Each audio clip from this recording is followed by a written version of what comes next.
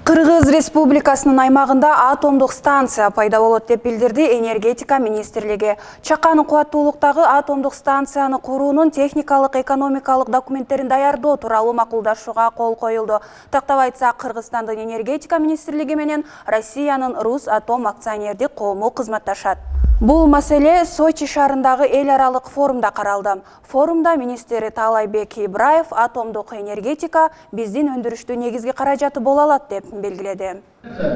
Не зависит от погодных условий, позволяет обеспечить стабильные и предсказуемые тарифы на электроэнергию. На продолжительное время из-за низкой топливной составляющей обеспечивать базовую нагрузку. Более того, АЭС малой мощности — это меньшие капитальные затраты по сравнению АЭС большой мощности и более короткий период сооружения.